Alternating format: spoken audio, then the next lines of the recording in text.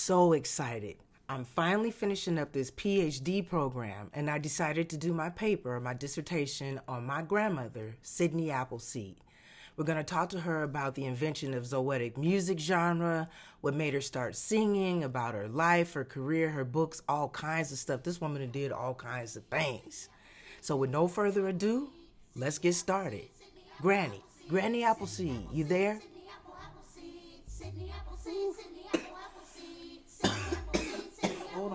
Hold on a minute. Granny gotta get a glass.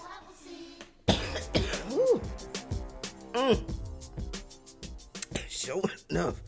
Now that's some tea. That's some strong tea right there. Nice.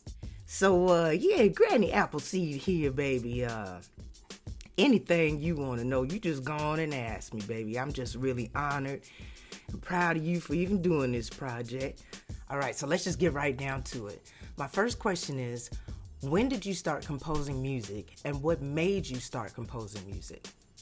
Well, I started composing music way back long time ago, somewhere around 2008, 2009, and what happened was I started writing books. I started writing books about myself, about my family, kind of autobiography kind of things, a little autobiographical.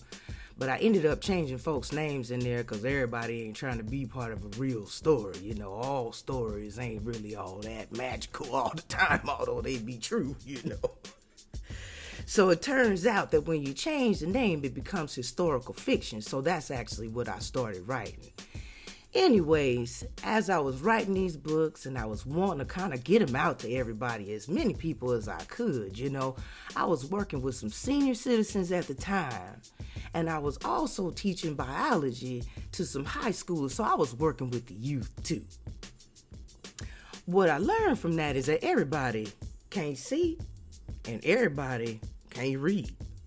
So what I did was I started to record my voice and actually read the book for people, so that way I made sure they got the information.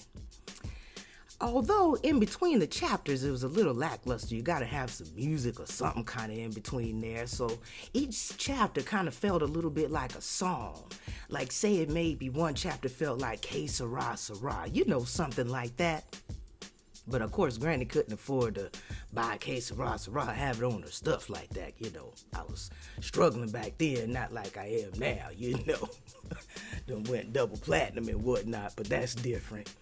Anyway, so what happened was, I said to myself, you need to figure out how to get some music in there that sound like what it is you trying to be doing, what you're trying to express. So even if somebody don't understand the words, they can understand the sounds and you can still be conveying the same thing. That was my logic. So on this computer that I had, I ended up looking it up, finding out that there was a music program done came with the computer for free.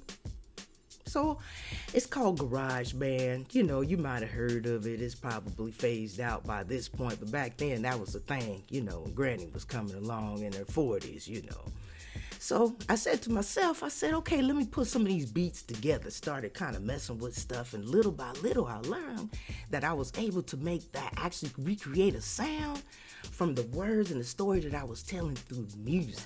Oh, that's when I started composing. I just got in there and started making what I like to call tight beats. So when did you start singing? Yeah, it turns out that me and your auntie and your mama, we was in a fire. This was somewhere around 2011 going on 2012. It was actually somewhere around like 2 o'clock in the morning, and this was New Year's Eve going into 2012. 2012, baby, was real crazy because people had thought the world was coming to an end again. That was a whole different time back then. Anyway, so it was just madness going on, and apparently somebody decided that they was going to set fires to a bunch of different places, all up and down kind of the LA area. Looked up, I heard a sound around 2 something in the morning, some sound going off. I thought, well, maybe the water heater went out or something. Sound like a kind of like an air balloon, like somebody in a hot air balloon turning the gas on. I'm talking about? It was loud, Got out, turns out it was a fire. So we got on up out of there after being in shock. It was all kinds of crazy and traumatic and whatnot. Out there in my pajamas, no shoes on. I mean, it's just a lot. You're running out with what you got, So we get the family out and everything like that. And then it turns out, because I'm the manager where I live, or I was even at that time, you know what I'm saying? Turns out I had to save other people too. I probably would have done it anyway, but I had to do it then. So I get out there and I'm staring at the fire. The fire is raging. I mean, it's huge. It's crackling. I mean, like the glass is popping and the tires is popping. And it turns out, because it's in a carport, so all 4 cars in the carport was on fire. We didn't know if it was going to explode. Like I said, the gas heater, the water heater was over there. It was just so much going on. But it was all this sound, this raging, just going around, I'm just standing there like stuck at the fire, It was huge. I just stood there like mesmerized, Fire really can't be mesmerizing like that, because I was like, whoa. Then I felt like I was going to melt. I really think it burnt off part of my eyebrows. I don't know if you can see it in there, but anyway. So I stand there and I'm staring at the fire and I say, fire, everybody out. Fire, everybody out. And I just kept saying it over and over again, because like I said, I'm staring at the fire mesmerized, Fire, everybody out. Fire, everybody out.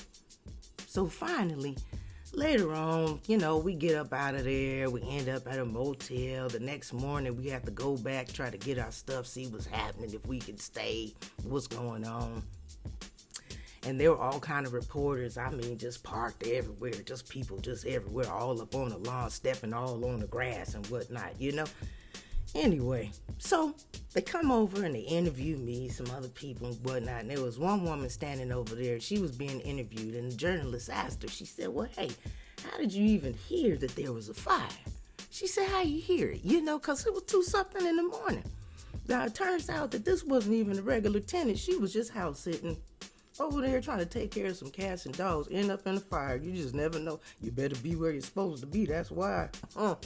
Anyways, so turns out she says it was her. She looked over at me and said it was me that woke her up.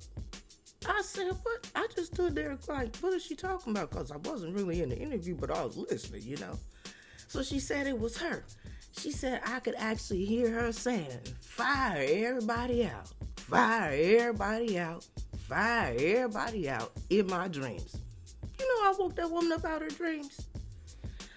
I said to myself, self, if your voice is strong enough to reach people off in their dreams over sirens and crying and screaming and running and crackling and popping and all that kind of stuff, and cars going by on the freeway, because we was not too far from the freeway, it was just madness. And I said to myself, self, if your voice could wake people up out of dreams with all that chaos, you need to do something with that voice. And that's when I started singing. And that's what I want to ask you. What is zoetic? How did you come up with that? What does it mean? Oh, now that's a good question. What is zoetic? What is zoetic music? Yeah, that's a good one. I'm going to tell you something.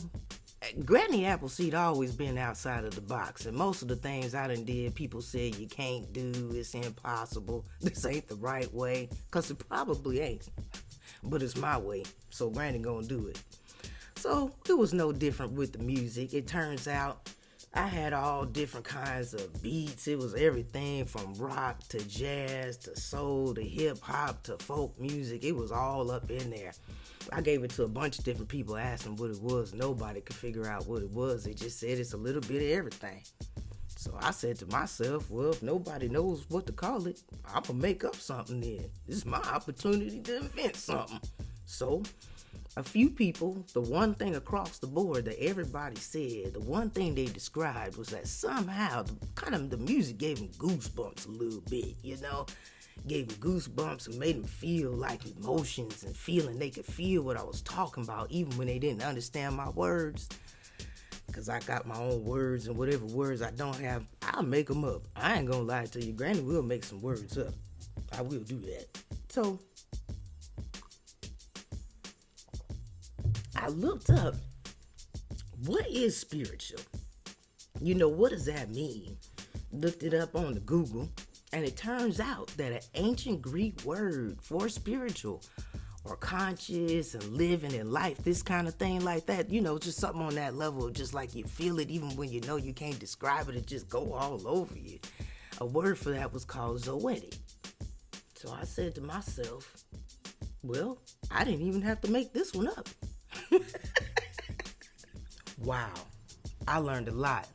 Thank you so much for being on the show, Granny. So we're going to keep this up. I'm going to call you every week, and we're going to talk about some music. We're going to talk about some writing, something, because I want to hear what you got to say. Thank you, Granny. Thank you for having me on the show. Thank you for having a show. You know what I'm saying?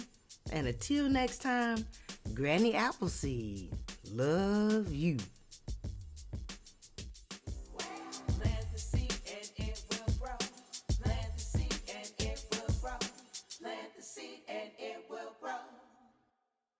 For sure.